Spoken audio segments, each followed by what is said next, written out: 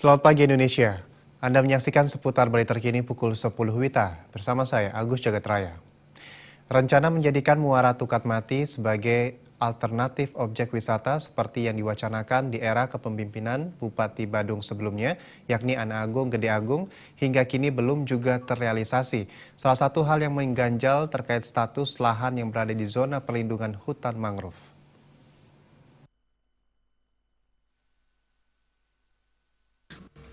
Bendesa Adat Kuta Wayan Suarso mengungkapkan bila ditelusuri secara detail, Sat Musrenbang Kecamatan Kuta mengemuka usulan agar dilakukan penataan terhadap tumpukan sampah menggunung yang ada di Muara Tukat Mati.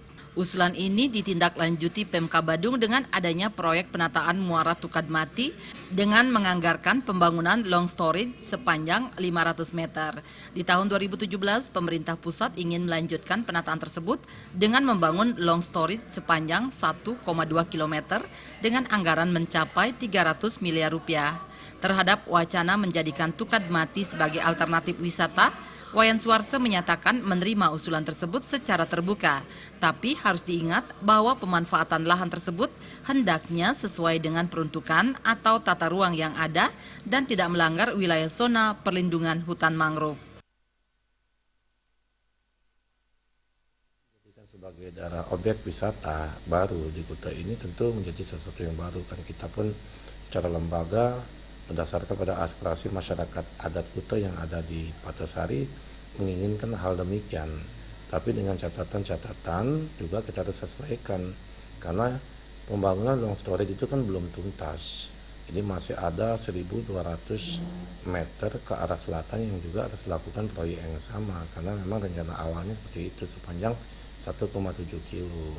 Nah kemudian kenapa sekarang belum di follow up, ya kita tidak tahu. Asal bagi-bagi kami di lembaga adat Desa Adat Kuta sesuai dengan aspirasi masyarakat adat yang berkembang bahwa andai kata juga kedepannya ada objek wisata baru di sana tentu harus tidak bertentangan dengan aspirasi yang ada, yaitu dengan perubahan daripada blok perlindungan yang ada di sana untuk menjadi blok pemanfaatan, karena bagi kami sesuai dengan keputusan Paruman Desa Adat Kuta bahwa kita menolak reklamasi.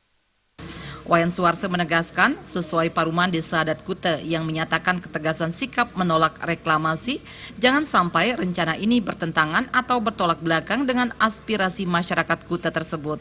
Alit Sidi dan Agus Sudiatmike, Bali TV. Kami akan kembali seputar Bali terkini 1 jam mendatang. Selamat pagi dan sampai jumpa.